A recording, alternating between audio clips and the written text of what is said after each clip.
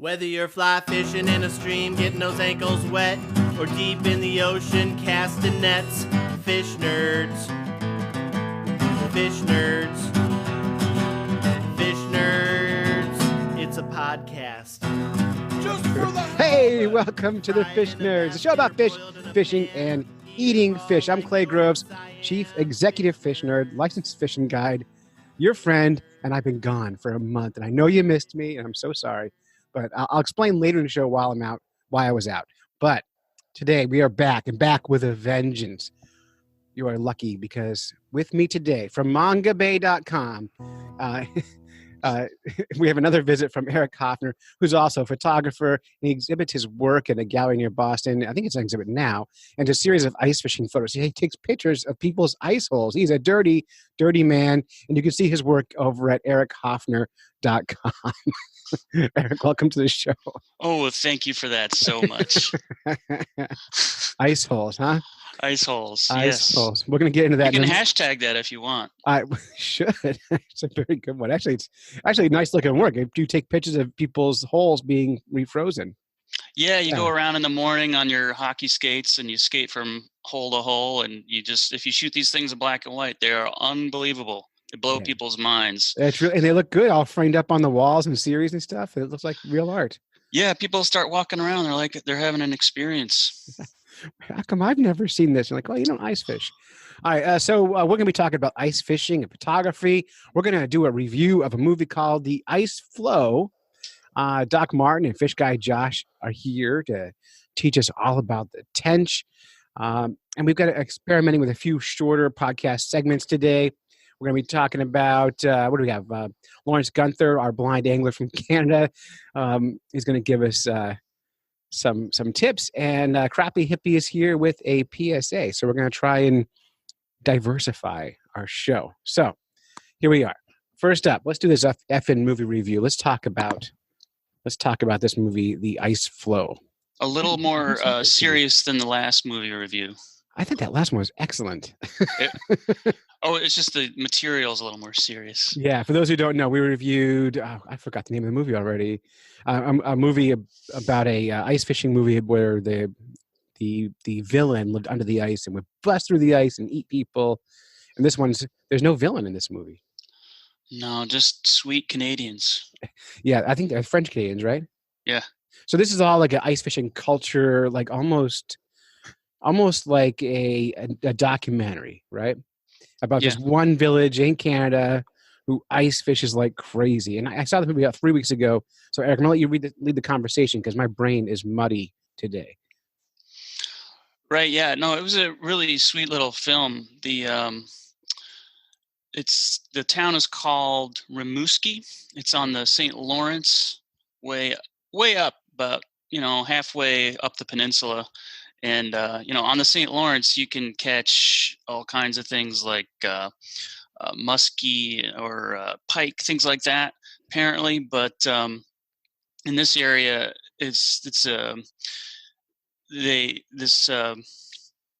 documentary film is looking at an area where a river meets the St. Lawrence, and these ice fishing shacks go up, and they're all, towed out there by these big four-wheelers, and they set up a real community that sits there all winter, like some of us have seen before. Some of us, like yourself, you have real estate on the ice.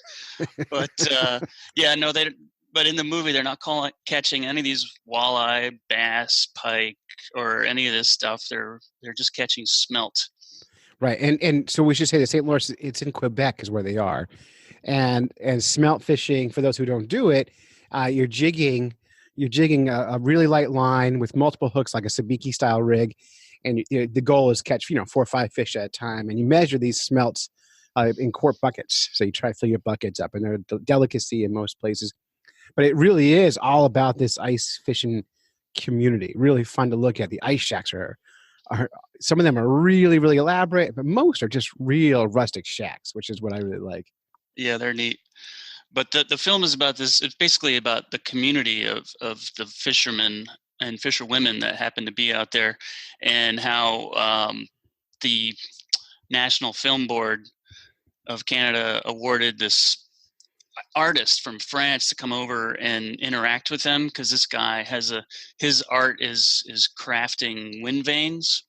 And so what he does is go from shack to shack and interview people about their lives and why they live on the ice so much in the winter, and he crafts a little tale for each of them, and he depicts it in a metal wind vane that he goes back to a shop in town and welds, and then he puts them up on their shacks. So all these people get wind vanes about, the stories of their lives, like, here's how I met my wife, or this shack represents the general store of the ice because she's got everything. It was really very sweet.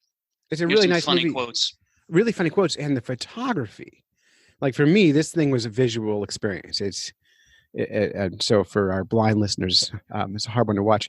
But for this one, this is like visually stunning. The whole thing, like just the way it's filmed, the angles, the lighting being the sun. Really, really fun to watch. I enjoyed it, even though it was in French. It was in French, but the subtitles were excellent. Well written. Yes. The nice thing about this being a National Film Board film is it's on the web, and anybody can watch it anytime. So we should put a link in the show notes for it. It's 30 minutes long, and it's really sweet. Yeah, it's a nice one. If you could find links up at fishnerds.com, and also I will put links up in our Fish Nerds podcast group on Facebook. Highly recommend. Spend some time on this one. A lot of fun. It's going to make you want to go live on the ice. If you're doing ice fishing, it's going to make you want to go and meet other people who do it. My favorite moment was, it's mostly like older white men, but there's also a bunch of women on the ice here and there. But there's one university student. Remember him? This kid reported that he just prefers to spend time on the ice, even though he has an apartment in town. He goes to his shack between classes and after classes, because he says, on the ice, if I don't like my neighbor, I can just move my shack. That's perfect analogy for ice fishing, isn't it? You can always just move it around. I like that a lot. And I know a lot of people just like that kid who prefer to be on the ice anywhere. So you really can connect with them. I am so disconnected from this movie though, because it's been 2 weeks since I've watched it, and I'm struggling with my memories here. Eric, I'm sorry. That is fine. Yeah. Yeah. No. And the other thing that was really interesting about this for me was to know that this waterway is semi salt, and it actually gets tides. Well, and that's for smelt fishing. That's usually how you do it for the smelts you're eating. Is you go on tidal rivers, and that brings in the big smelt runs. And that's why when the smelt are running, everyone's on the ice at the exact same time, because it's either there or they're not there, because they're coming in. I think they're coming in for spawning, because smelts are anadromous like salmon, right? So I think they're on a spawning run coming up, but I'm usually wrong. Oh, I think we should look that up. I should know that. Maybe we'll do smelt as one of our fish of the week sometime soon. But it is tidal. Now, have you been smelt fishing before? I have not. I did it years ago with Dave Kellum, founder of the Fish Nerds. And my first time doing it, we were on a tidal river in Exeter, New Hampshire, called the Oyster River. And we got on the river at high tide around 10 o'clock at night. And the tide started running out while we were on there. When the tide runs out, the edges crumble, right? Because your ice is going up and down. And so the edges of the ice aren't safe because they're always crumbling. So there's like milk crates, and there's wood planks and all kinds of stuff laying over those spans of ice on the side to get on and off the ice from. And we were coming off the ice. We were successful. I had 2 buckets of smelt, and I fell through a hole in the ice up to my chest and caught my arms on the ice and spilt my smelt. And so I'm scooping it all back in the buckets before I rescued myself.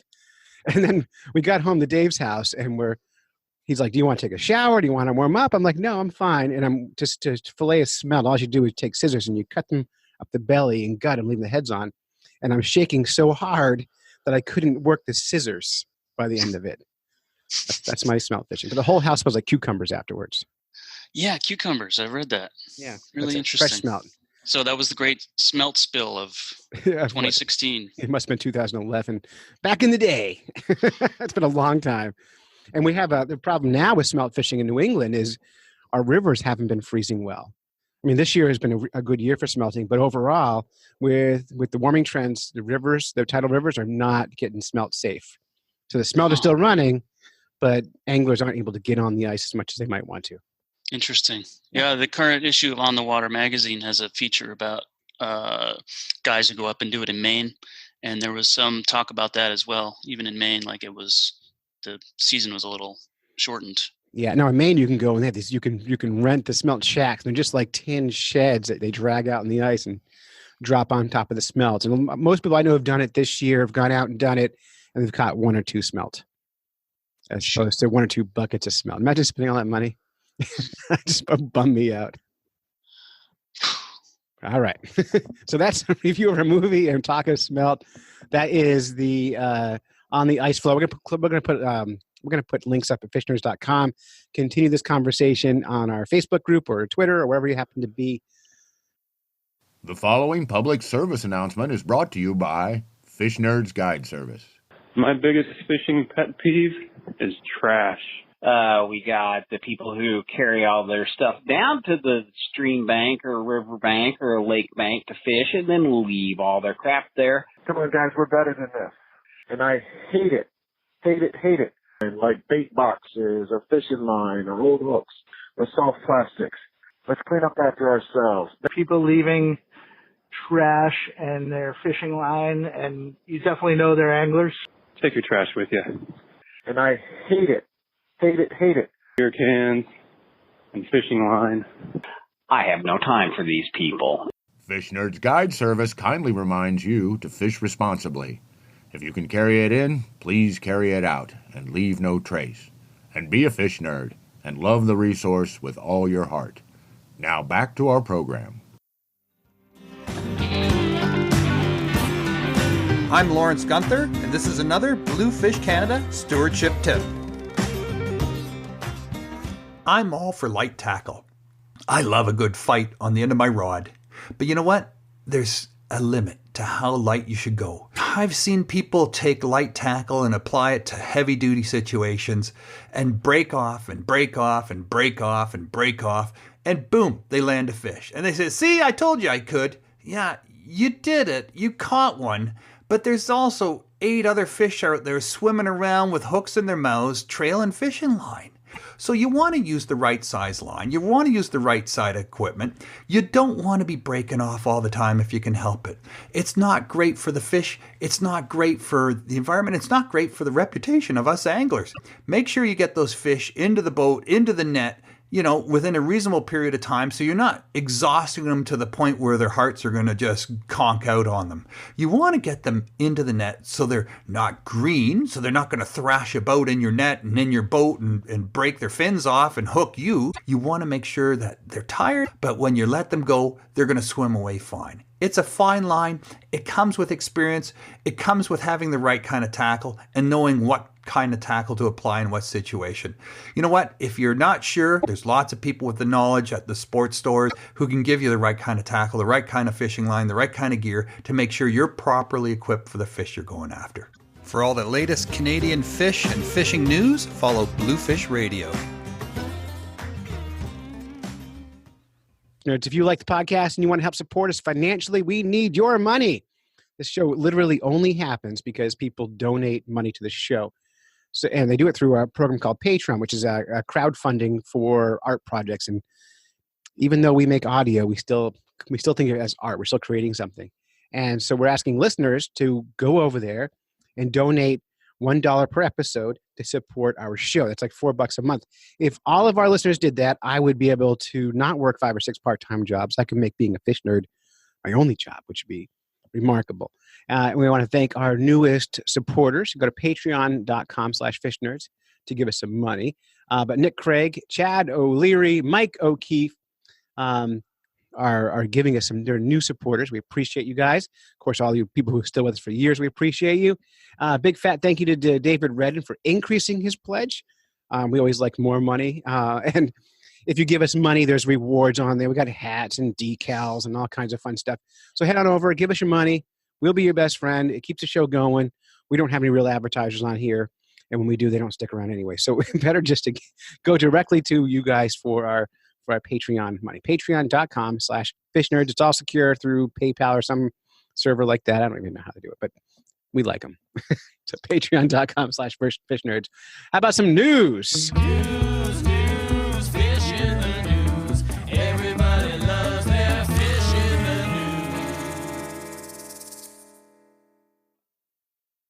news. Since you're a Manga Bay guy, you want to lead the news discussions? Happy to. Yeah. Manga Bay is an environmental science news service, as you know. And so I went through and found some of the recent fishiest news. And this one I thought Doc Martin would like a lot because it's about a new genus of catfish being discovered in the Amazon. These guys look really cool, and they have tentacles on their faces like little, like we our catfish have little bits of stuff like that. But these things are like, these are on their noses. Yeah, these are like fans on each side of the mouth, and there's not any agreement as to what these like octopus looking things are, and they're mostly on the males, and the males get, and so apparently they're trying to signal to the females that they're really, something else. The bigger my tentacles. Yeah, look at mine. Wow. And they are like, look like little mustaches. They're really funny. So you can see pictures of it at mangabay.com. We'll put links up at fishnerds.com. So the headline is 6 new catfish species, facial tentacles, and all described in Amazon. So these are Amazonian. Yeah, and they're kind of bushy nose catfish, which if anyone who keeps aquarium fish is familiar with that clan, but this is a whole bunch of new species, about half dozen or so. Yeah, and are they tiny? No, they're not tiny. I'm trying to get an idea from the photos. I can't quite get a feel for their size because they're on black background. So they look like they'd be tiny. Yeah, the scale seems like they're kind of average size for making a photograph, but it's interesting because there's not a lot known about this species. They're just kind of describing them now, and they're in decline because of dredging of these rivers for artisanal gold mining. So, guys are just digging up the bottom and pouring the mud through these, old school flumes and pans to get the gold out. So it's hammering the habitat for these guys. So there's not a good sense for, maybe these catfish used to get huge, but they're catching ones of a certain size right now. They could probably ask indigenous people who've lived there for millennia, and they would tell them exactly. Right now, so modern fishermen lie. Do indigenous fisher people lie? Like, you know what I mean? Like, is it human nature to exaggerate the size of your fish, or is it a very, I want to say, like modern, like first world country job to lie about it? Wow. Well, I would hazard a guess that indigenous people lie less. I was hoping for one more universal, like, one more thing to bring us all together. Everyone's a liar. I'm not sure. That's a really good question, and someone should look into it, Clay. Yeah. Because, most hunter-gatherer groups, there's no incentive to lie. There's whatever I caught, we all can eat. And, right. And they're eating all sizes too. Like if you look at most indigenous cultures who eat fish, it's not, I'm going to look for the keeper size. Not every size is a keeper. So they're not chasing the monsters, or they don't, like I said, no incentive to lie. So, well, I wouldn't say that. I mean, there are a lot of norms and traditions that govern how big a fish should be, or an animal should be, or what ones not to take. Taboos. Well, then if there are rules, then there are liars. I think that they go hand in hand. I think it's okay. I bet you they go together. But let's get our crack team of Fish Nerds researchers on this. So that would be listeners. Anyone who knows anything about this, give us a call, 607-378-FISH, and tell me if indigenous people are liars. That's the question. I need to know. All right. But hey, so go to fishnerds.com and look at these photos. These fish are really remarkable looking. They're kind of gross looking in a lot of ways too, but I like them. Yeah, those big milky eyes. Milky eyes, and their mouths look like almost like a sturgeon mouth, like that kind of push down lip thing going on the bottom. Yeah, they really do. The downturned mouth. Yeah. That's one of the amazing things, though. We're just constantly discovering new species. We are, and the thing with fish is they're so hard to define that like everything that's not an animal, plant, or whatever seems to be not an animal, a fish or an animal. They're not, isn't a mammal or reptile or whatever. It seems to be a fish, and they kind of can be any kind of shape, color, and whatever. Really cool. Good. Give us another one. Oh, sure. We covered a new study that came out about fish and chip shops in the UK.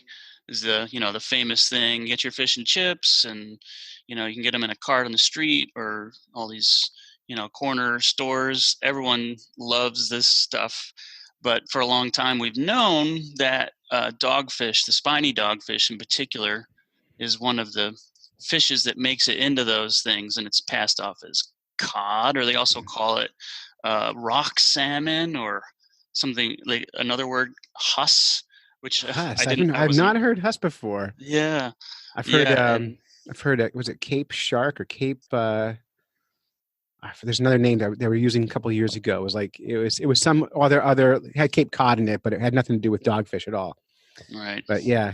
Yeah, and one of the points of this study was that when we're marketing things like a spiny dogfish, which is actually a threatened species worldwide. It is. Under these other names, it sanitizes the problems underneath.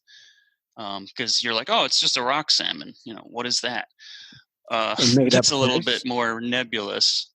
The thing that was crazy for me about it, besides the idea that, these rapidly declining fish are going into people's fish and chips, they also found hammerhead shark in some of these fish and chip shops. So yeah, to clarify, what they did was they bought the fish and they did DNA testing on the fish, and that's how they found out what it was made out of. And they're doing more and more of this everywhere. You're starting to see stories every week about people buying fish and testing it. So hammerhead sharks is a big surprise. So I wonder how many people in England have eaten hammerhead and who would normally avoid all that stuff. Yeah, in particular, it's the scalloped hammerhead, and it's an endangered species. There are other ones that are less endangered, but it's all kind of a sad tale. Yeah, so these DNA studies are really interesting, and we're finding out just how much our fish sellers don't even know themselves. No, the question I would have is, are the people who are selling it, like would you blame the people who drive those trucks around, or do you blame the people selling them the fish, or the people selling distributors the fish? Like where in the chain do we place the blame, or does it go all the way? Yeah, I don't know, but certainly with the fishers, that's number one right there. Right, because they should be not catching these fish to begin with. So that's the challenge. But I mean, it's our job as consumers to ask the questions. And what I always tell people is, if you really want to know, ask the person you're buying the fish from. If they can't source it, maybe you don't want to buy that from that person. And the market would control this pretty well if we all dug in our heels and said, if you can't tell me where that came from, I'm not going to go for it. Yeah, of course, one of the great ironies for us here where I live in the northeast of the United States is, if you go out ground fishing looking for haddock or perhaps cod, you have to fight your way through schools of these dogfish, mostly smooth dogfish, but also the spiny dogfish, which is the one that's the real problem here. And so it's like people trying to catch cod, fighting their, which is like more on the endangered side of the scale than anything, and fighting your way through these things that are just labeled as vulnerable, and which is the next step down from almost being endangered. Yeah. Well, the thing too is if you look at it, the problem is we overvalue individual species of fish. And so when we're consuming fish as people, we're always like, I'm only eating cod, I'm only eating halibut, I'm only eating this kind of fish. And because we don't diversify our diets, when we catch that smooth dogfish or the spiny dogfish, or we catch whatever species of fish we don't want, we label it as trash. We have no problem destroying it as we go after that target species. We don't feel bad about it, and we should. I think we should think more about how we're treating those fish that we maybe aren't going to eat. Yeah. I've been on charter boats before where the mates, when you bring up a dogfish, they'll literally just kill the dogfish and throw it back over. Yeah, that I've actually I've actually wanted to go the end trips early because of that. I had a captain once stick a M80 in the mouth of a dogfish and throw out the boat, and I couldn't have been more angry. Like it ruined my entire day. And when I caught it, I didn't catch it. One of the guys next to me caught it. I said, look, if that fish makes you mad and you're going to kill it, why don't we just fillet it and eat it? We don't have to. And then the guy was like, oh, this is how we handle these effing things. And he stuck a thing in his mouth. He was all being like this toxic masculinity thing going on. And all the guys in the boat were cheering and celebrating him. And I'm like, I'm done. Wow. I'm done. I was pissed. I didn't tip and from him. a guide's point of view, like, would you tell someone who is paying you to go out on your boat with you that you can't eat this fish, but I'm going to destroy it in front of your face?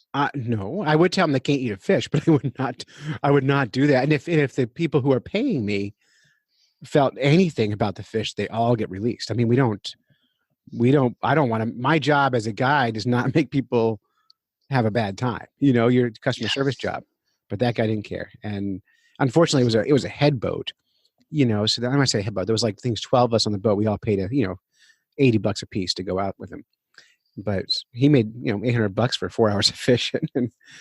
And I was pissed though. I was really mad, and I wouldn't do any social media. I wouldn't mention him to anybody. And man, and I hate seeing that with any species of fish. I don't understand it. I see it in freshwater. We see that people do that with dogfish, or not dogfish, with rock bass or whatever. They throw them up in the ice, let them die because they don't like that fish, or the yellow perch or whatever. They just pickerel, yeah, which are a native New England fish, and people hate them. And I don't get that at all. That I can't connect with hating any species of fish. I can connect with understanding what invasives do, but you don't blame the animal. It's still. Yeah, I talked to a guy on the ice this weekend who explained that the pickerel eat too many other fish, so that's why. That's what he told you? Mm-hmm. Yeah, well, he was a biologist.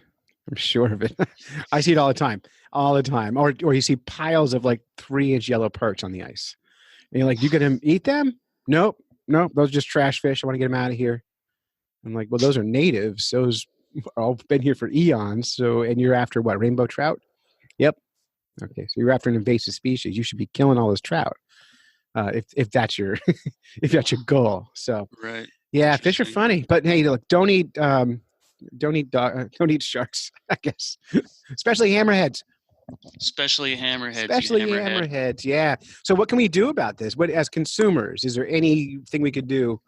Let's say we're traveling around, fish and chips truck pulls up on us.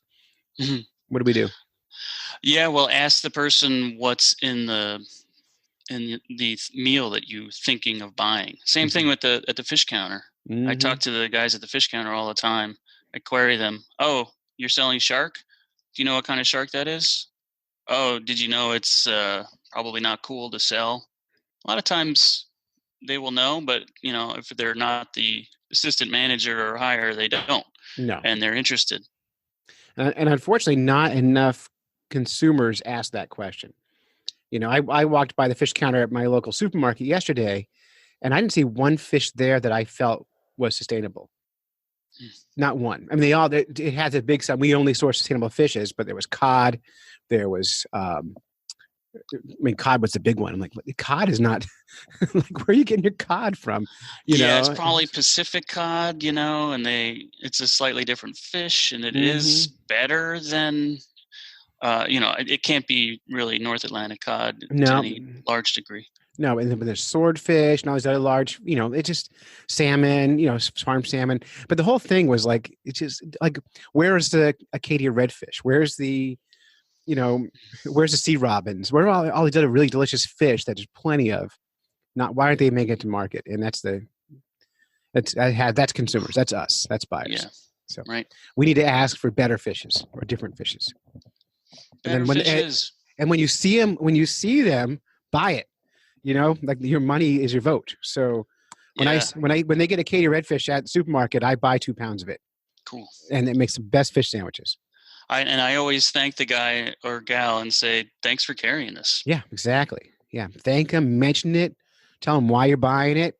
Because they'll talk to the buyers and get more of it because they want to make money. So all exactly. Right. Get another story? I got one other story I wanted to share with you, which is do it. Interesting one that relates directly to our fishing desires and records. Media obscures shrinking newsworthy fish.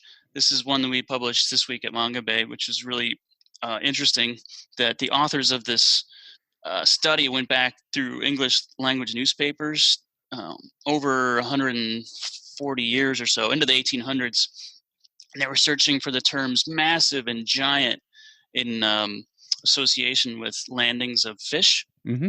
And they compared the length of those fish as reported in the papers then to what is reported as massive and giant in the papers today. And like you would probably expect, the numbers of what's called that have gone way down. Well, yeah.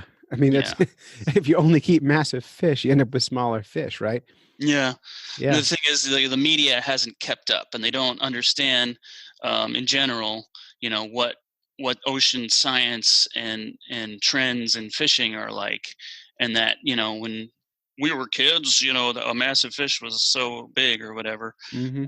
You show someone a 400-pound swordfish, that's pretty exciting, but that's that wouldn't have been the most massive swordfish in history.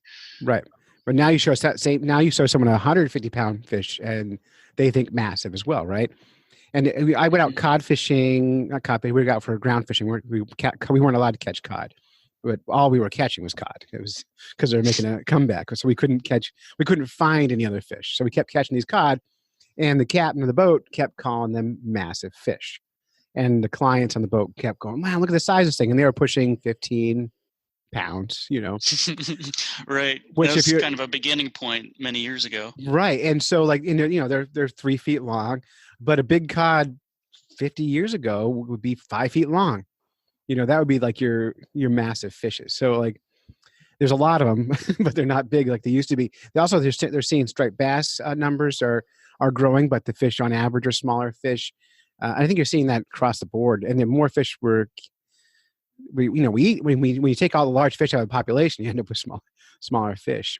And it's funny, when I was in college in my biology class, I did a research project on this very thing, and I was positing that we weren't seeing necessarily less biomass of fish in the nets. We were seeing smaller fish, because if the nets are all designed to capture large fish, and smaller fish can sneak through the nets, if you get smaller adults who can reproduce, then genetics are going to make smaller fishes overall. Even if you're allowed to grow big, they may not, because imagine if you took every human out of the population's over 5'5".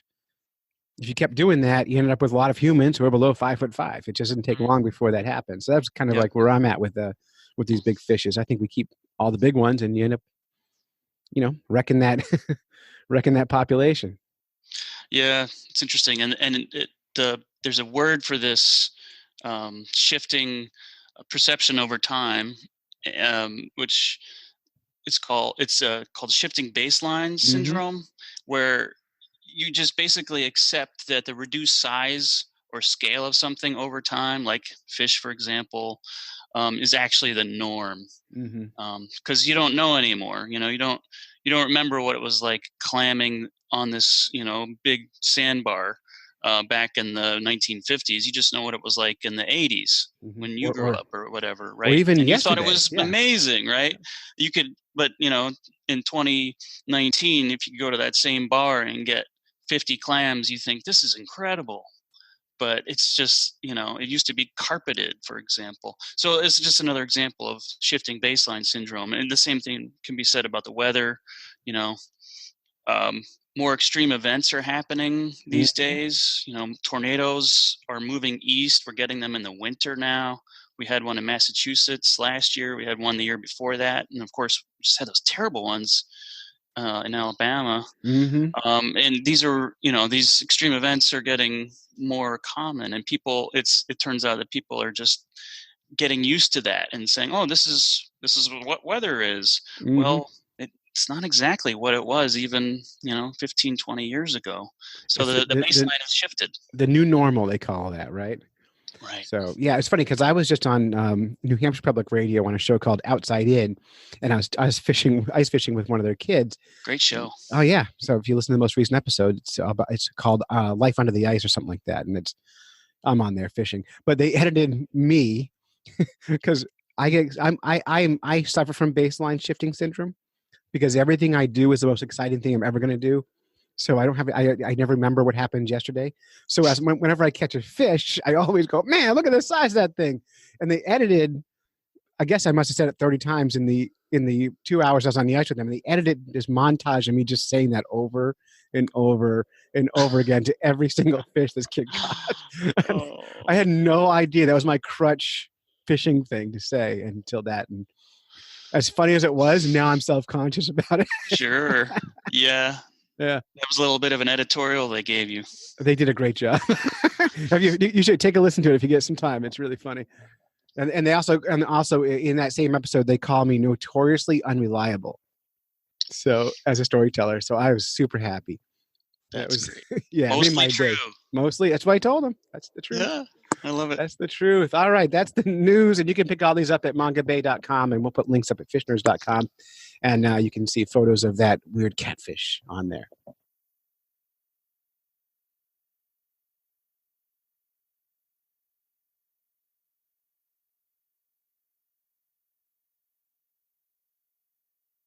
All right, next up, we're so lucky. Doc Martin and Fish Guy Josh are back to bring us their newest fish of the day, the tench. Have you heard of a tench?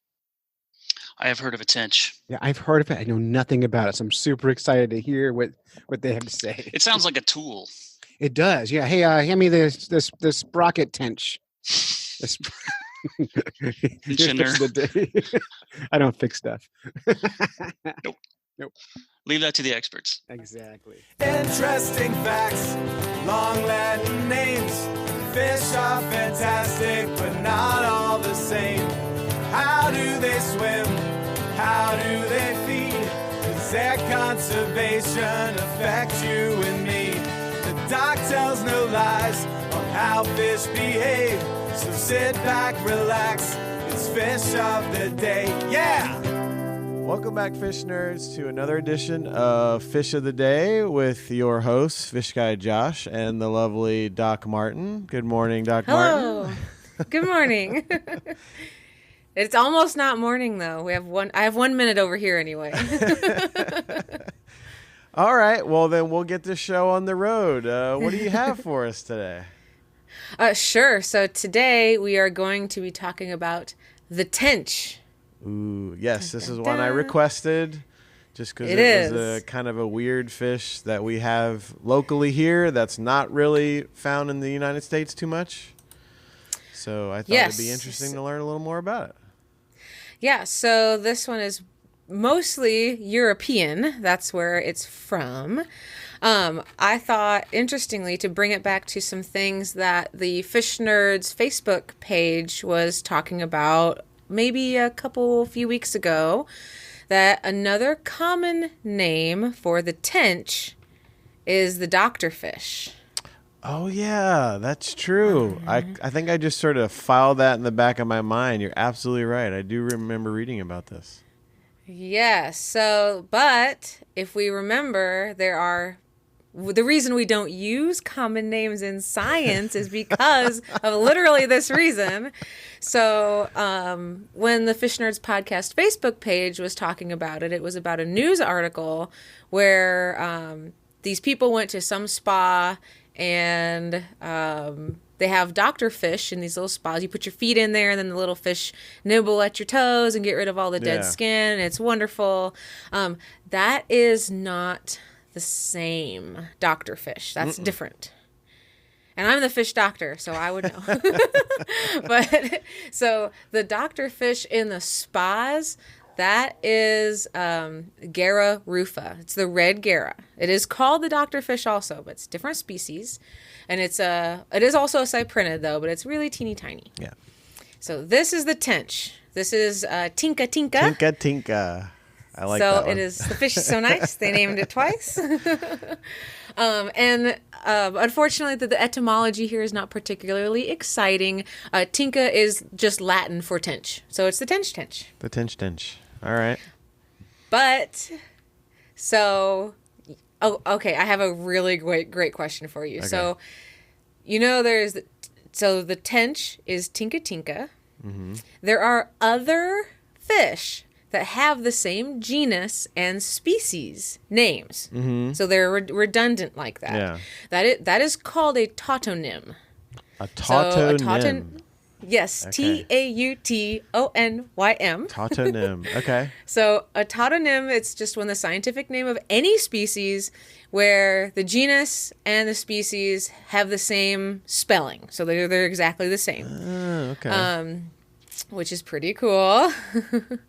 So typically the reason this is done is because it's the type species or something like that. So this is the type species in that genre.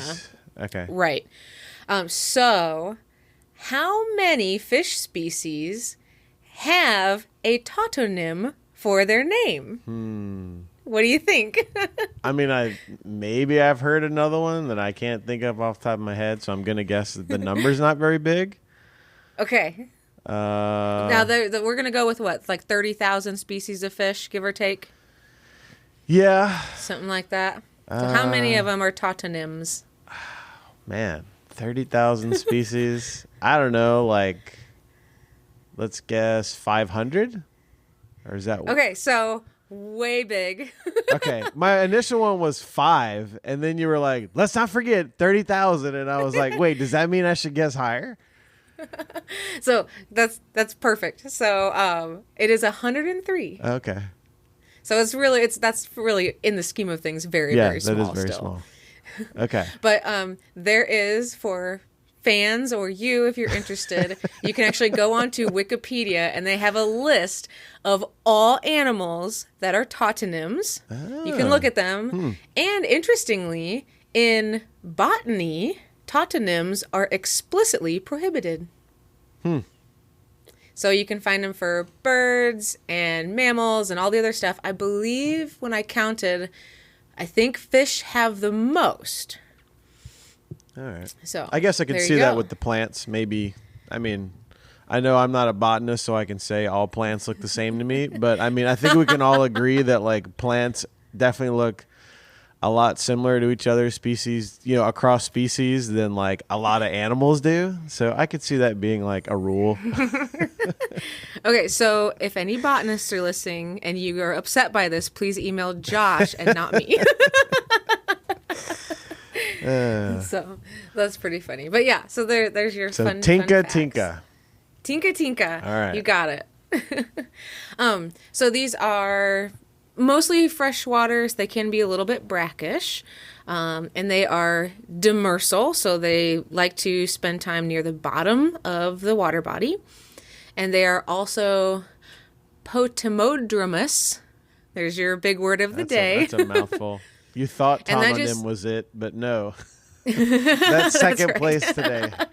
We're going to have a lot of great vocabulary. And so if we remember, I usually bring up some kinds of these migration patterns, but this is the one where they migrate just within fresh water. So they stay in fresh water. They might migrate upstream or downstream for reproductive purposes. And what's that called again? I'm not going to be able to say it now. Potamodromous. Potamodromous. Okay. Potamodromous. Yeah. So there's catadromous and anadromous. There's like 5 or 6 different ones, but potamodromous means that they migrate within fresh water. All right. It's almost like hippopotamus. Yeah. They do, so they're in kind of Europe and Asia, Western Europe. They're found in shallow, densely vegetated lakes and backwaters. They will overwinter buried in the mud. And when they're little teeny tiny larvae and juveniles, they're confined to dense vegetation. So they're going to kind of hide out and away and avoid predators and stuff like that. And the adults inhabit warm lakes and pools with weedy and muddy bottoms. So they are looking for that aquatic vegetation and that mud that they can hide in. Yeah. Because of the habitats that they like, they can tolerate extremely low oxygen situations. Oftentimes, they can actually do better than some carp species, which are also very well known for tolerating low oxygen situations. So that's pretty cool. Yeah, that's actually how they came about in our area. Reading Peter Moyle's book about California freshwater fish, they were brought here, I think, in the late 1800s by some Italian farmers, and because they could withstand such low oxygen, they made the trip way out there to the, I guess, like the Santa Cruz area, and they were moved between farm ponds of different families. So the ones that I catch today happened to be in what's now like a public pond, but it was along that little stretch of farm ponds that got bounced around, and they're all basically crappy little ponds, and they do really good in them. Yep, and they're probably about the only thing in there, I would guess. Besides some carp and maybe like some bullhead catfish, that's about it. Yep. So all your fishes that don't mind low oxygen and muddy bottoms. So they are popular for sport fishermen. So it sounds like you have experience fishing for them. And I don't know if you want to talk about how you catch them or what your technique is for that. The ones here are pretty easy, especially in this one pond. I mean, just corn. I did get a tip from a local species fisherman here in the Bay Area, because for species hunters around here, the tench are awesome because it's a really hard to find species in the country, and because we have one of the populations here, like everybody likes to go officially check the tench off their list. But he was telling me that he was having problems with the bullhead stealing the corn or the bread that he was trying, and he did tortillas, and that all of a sudden the catfish stopped touching it, but the tench were all over it. So apparently, interesting. Yeah, apparently they like tortillas. But the ones that I have here it's a smaller pond. There's a lot of carp and bullhead, a lot of competition, and the tench are kind of skinny.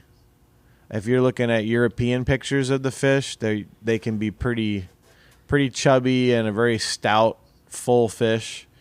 And like if you go scroll through some of the early Instagram posts I have a tench I caught here, but he's much skinnier. But they look really weird, especially up close. They have like the face of a carp, but scales of like a rainbow trout, and their fins look like, I don't know, like a bowfin or something. They really look like they're a few different fish smashed together, especially the ones here that are kind of skinny. Yeah, so they're pretty neat looking fish, but they are cyprinidae, so they are the minnows. They're in there with the carp then, not so much with the salmonids or trout or anything like that. Yeah, which makes it even weirder that when you hold one up close, they have these really fine scales, almost like a golden shiner scale. And and then they have these round fins that just look so weird for what I'm used to seeing on a lot of our like native California minnows out here. And so when you go fishing for them, what size do you usually catch if you had to ballpark it in inches? Within like 12 to 20 inches. Okay, so that's probably the average length of these guys. They can get up to 33, though. I've seen some big ones from European photos. Yeah, I wonder if they would do better probably in their native habitat more so than where they have been introduced, but not necessarily. Yeah. So I thought it was interesting that you can catch them on tortillas, and from what I found is that the adults will often prey on mollusks. So that was pretty interesting. I wonder what is in those farm ponds that they're eating. I don't know anything about mollusks in California. Yeah. I don't know if you do. We have some. They're introduced, and I know a lot of the local carp reservoirs, they're definitely eating on some of these clams that are in there. Yeah, so I wonder if the tench is doing that as well, or if maybe they've diversified since they've been in California, but I don't know the answer to that. Well, they like tortillas. Well, who doesn't? Yeah. I mean, And you touched upon this a little bit earlier. So they're really popular pond fish. So they're also really popular in aquaculture. And they have been extensively grown in aquaculture situations since Europe in like the Middle Ages. Yeah. Because really just the availability of fry is the minimum factor. So as long as you can get them to reproduce, they're probably going to be fine. Yeah. Fun fact, and this goes out to Clay because I saw this paper and I had to talk about it. So in aquaculture, there is a lot of different things you can do. So you want to make sure that the food is right and the nutrition is good and they have space and oxygen and blah, blah, blah, blah, blah. Also important is the quantity, motility, and fertility of the sperm. So I found this wonderful paper from 2006 that is absolutely nothing but describing the best way to get sperm out of a tench and how to look at its color, its consistency, how many consecutive ejaculates you can get out of the fish, the total number of sperm, how fast the sperm will go, the number of active sperm, the percentage of dead, are they morphologically the same? Wow. And interestingly, this is like a big deal. So one of the most popular topics that I saw on like Google Scholar and when I'm looking through journals was all about tench sperm and how to make it be the best sperm that it can be. So there you go. So I guess as an exciting. aquaculture fish, they have laid out a well-documented plan for sperm management, huh? They have, yes. Now, okay, so have you, colloquially, if you do aquaculture and you're collecting sperm from fish, they call you a fish squeezer. Have you ever done that? Yes, I did some red snapper and mangrove and cobia, a fish you and I have covered before. I have done some induced spawning stuff with those guys back in my early days. Yep. I think when I was an undergraduate, I went to one of the local fish hatcheries for, kind of an inexperience and something different. Yeah. And I got to squeeze fish for a day. I am it's definitely actually pretty cool, though, what they do with it. Fish squeezer, yes. But yeah, they have all these cool like tubes with aeration. So you have the eggs in there and then you add the sperm and they have all sorts of ways to measure it. It's actually really cool. If you've never seen anything like that before, if our listeners are new to this kind of thing, like, fish hatcheries exist, you kind of know that. But the actual just literally hands-on process to get these guys to reproduce is pretty stirring excellent. Sperm and egg with feathers and stuff. Yeah. Oh yeah, doing it like the settlers used to do. That's right. Oh yeah, I'm sure they were doing that in the European the fish Middle farmer Ages. settlers. That's right. And then my other fun fact is The sperm of a tench is thick and has a milky color with a concentration up to 20 times 10 to the 9 cubic centimeters. That's 20 billion per cubic centimeter, which I thought was pretty cool. And usually when we get to big numbers like billion, like 20 times 10 to the 9, what does that mean? So I thought I would give some relative statistics there. So 20 times 10 to the 9 is 20 billion. That is more than the age of our solar system, which is 4.5 billion years. Wow. And the age of the universe, which is 13.7 billion years. Wow. However, it is not as high as the number of stars in the Milky Way galaxy, which is 200 billion. And those there you go. Some heavy numbers. Some big numbers. That's right. So now you just have a really nice way to gauge if your tench has quality sperm production. Very cool. Yep. Okay. So anyway, we can move on. So they do have a pretty predictable life cycle. So males reproduce around 2 to 3 years and females 3 to 7. That's pretty standard, having females reproduce years later. Spawning happens around May or September. The eggs are sticky and they are kind of greenish, and they'll stick to plants on or near the bottom of the water body. And they will repeatedly spawn every several, I think 15, maybe 2 weeks, give or take, for about 2 months in May through September.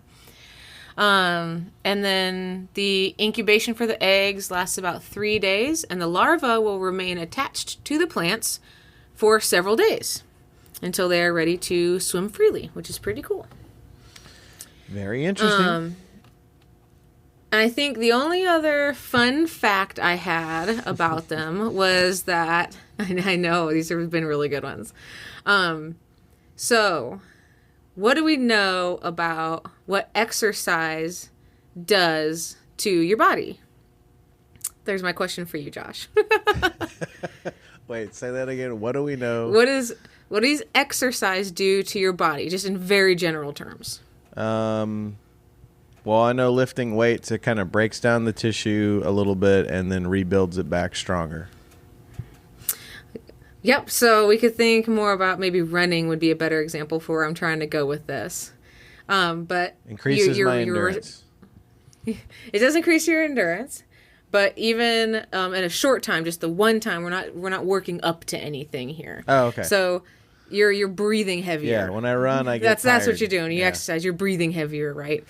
And so what happens is you're respiring, you're trying to get rid of that carbon dioxide that is made from respiration processes.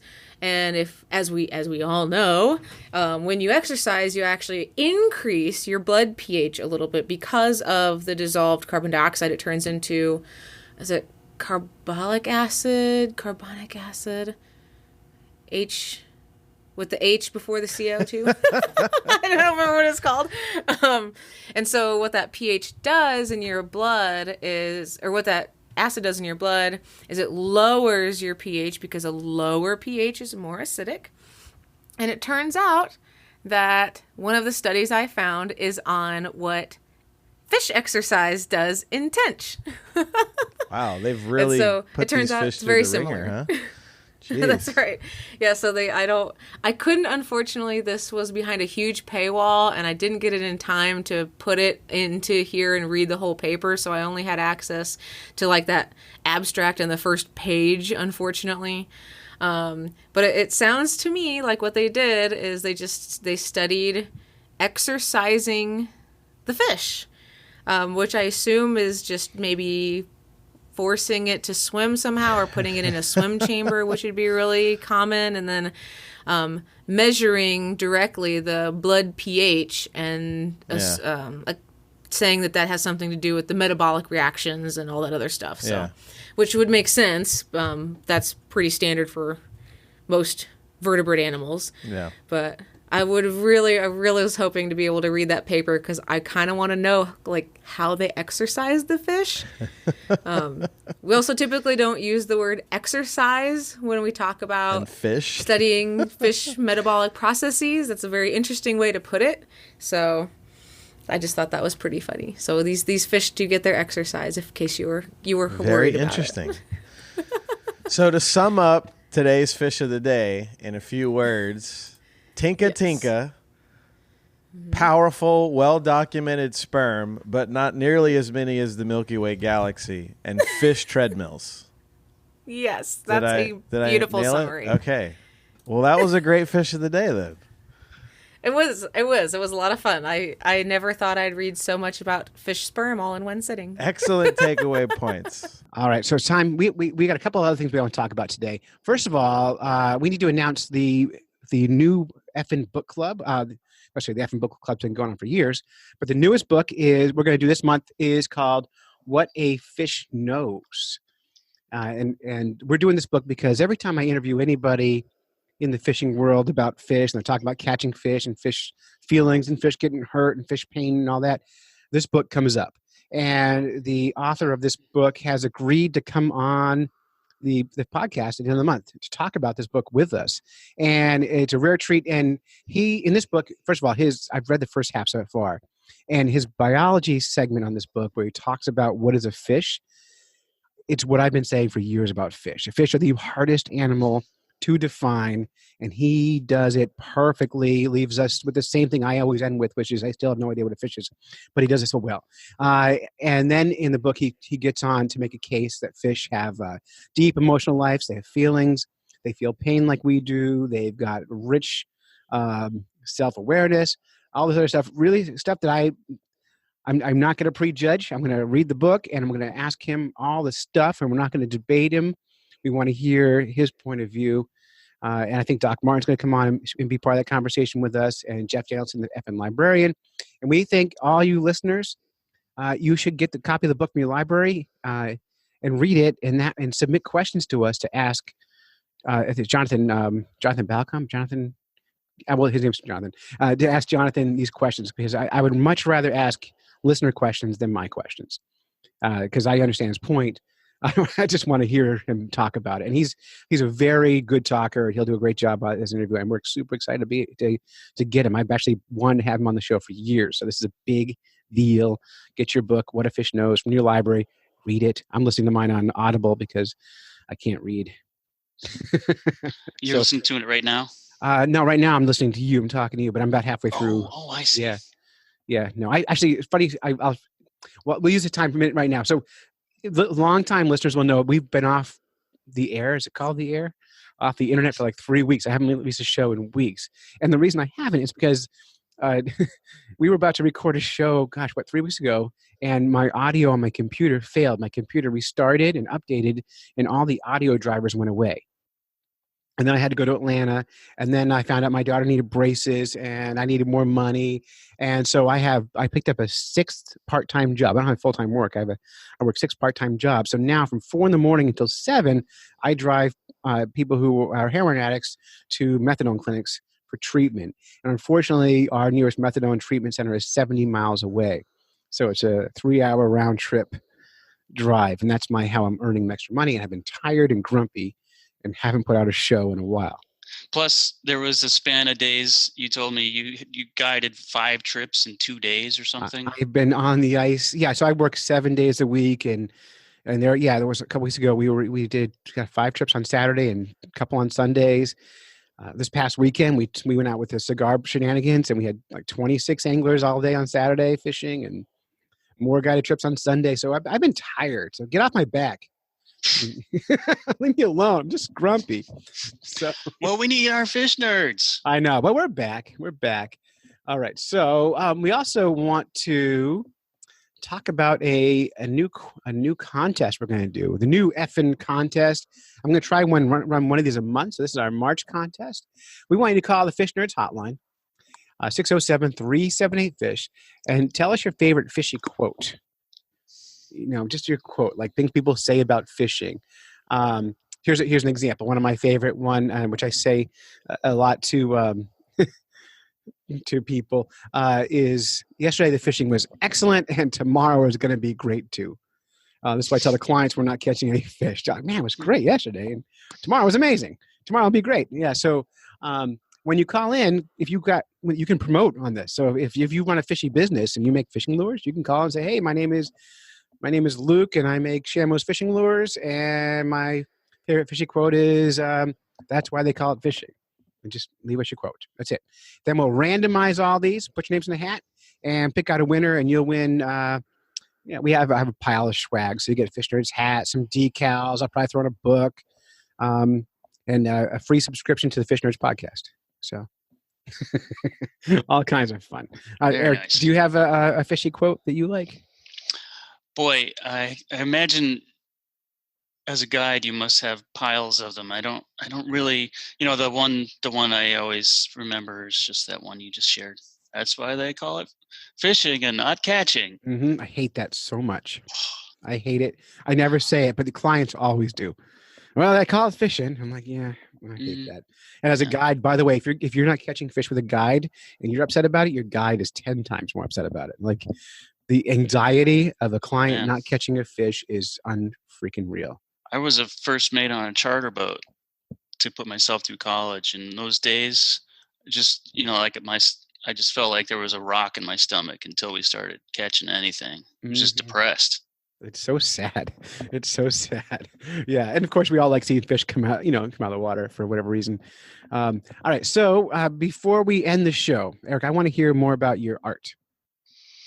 Oh, thanks. Yeah, I'm having a lot of fun with this. We got 18 of those augured holes up on these walls of a gallery in Boylston, which is a town outside of Boston, and it's part of a 2-decade retrospective of my photography that I've got up there, and it's up through July. So once the hard water ends and people are jonesing for anything related to ice fishing, you should come check this out, because it kind of shines a fun spotlight on what is going on the ice. It's such an amazing and magical thing that we get to walk out on bodies of water and be on them and fish on them and build fires on them, and it's all good. Park trucks on them, have a community out there, right? Like the film.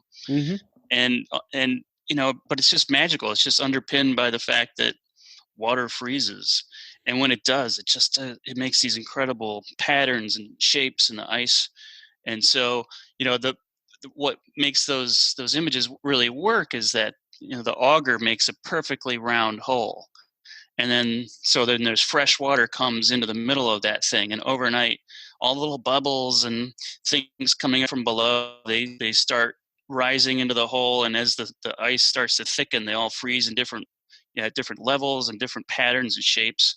And so you come away with images of these things that make them look like galaxies or universes. Some people say they see mitochondria and cells. So every viewer takes a different view on these abstract images, and it's fun to hear people's thoughts about them. Sometimes I bring them out on the ice too. I'll go out there and show guys on my phone, like, hey, what are you catching? And I'm a photographer, and check this out. And they'll say, wow, that's cool. Yeah, now it's interesting you know say that, because most ice anglers I know have taken photos of their frozen ice holes. They already see the beauty, but they don't think about framing them and hanging them on a wall. So you kind of like, funny transition you've made from noticing it to doing something with it, which I think is really cool. Yeah, and it's definitely true that the guys notice it. And my hack is making sure they're rendered in black and white, because then you don't have that greenish cast, or you don't have the the little bits of leaves or pine needles or whatever that go out there. So your frame of reference is changed. So you actually don't know what you're looking at. We took one in color. And I'll send you a copy of it. It's really pretty, and the lighting made it a bright like blue color. So it really came out sharp looking. And when I saw it, because I had seen your work before, I immediately thought, this is awesome, and we used it. We had it as our cover up for the show one week. Now, the other thing about the ice we learned on the Outside In podcast that I was on is the ice is pure, right? So when it freezes, it forces out all that microscopic animals and algae, and gets forced out of the ice. And so there's a layer between the ice and the water of this life that lives just under the ice, and it can grow beards of algae and all kinds of other stuff. So when you drill that hole, all that life comes up the hole, right? And that's part of that freezing process, which is why one of the other reasons those patterns are in there. So because I learned this just the other day, just from being on public radio where they get things right. So really cool. And so where can they see your work if they're on the internet? Where do they find your work? Sure. Go to my website. There I've got info right on the front page, erikhoffner.com, ErikHoffner.com. And of course, we'll have links up at fishnerds.com, and Erik is active in our community, and maybe he'll post a few pictures up of his gallery work and invite you to come see it live. If you're in Boston area, you should go see it, right? Yeah, and the place is really nice. It's in actually a brand new nature center on 50 acres, and they built one part of the inside of the nature center to be a gallery. So you can go there and have a hike or a snowshoe, and then see some art on either end of that. Now, are you selling all that stuff? It's not for sale. No, it's just a free show. All right, I'll sell it to you. I'll give you a cut. Excellent. Hey, Erik, thanks so much for coming on the podcast this week. At your service. All right, let me wrap this up here. All right, so that's it. You've listened to a whole bunch of Fish Nerds when you should have been fishing. We'd like to thank our families for supporting us while we podcast, go on fishing quests, and doing all the silly things that nerds do. Big fat thanks to Erik Hoffner for co-hosting this week and being part of this journey with us. Lawrence Gunther for his work from Canada. Fish Guy Josh and Doc Martin. And of course, thank you to the Crappie Hippie for his work, and Wally Pleasant for making our theme song, and Diana's Bath Salts for making our news theme. And anyone I forgot, I still love you. I just can't remember all the things. So until next time, follow the code of the fish nerd. Spawn early, spawn often. Never trust a free lunch with strings attached, and swim against the current every chance you Whether get. you're fly fishing in a stream, getting those ankles wet, or deep in the ocean, casting nets, fish nerds. Fish nerds. Fish nerds. It's a podcast. Just for the halibut. Fried in a basket or broiled in a pan. Eat it raw like you're in Siam. Fish nerds. Fish nerds. Fish nerds. It's a podcast.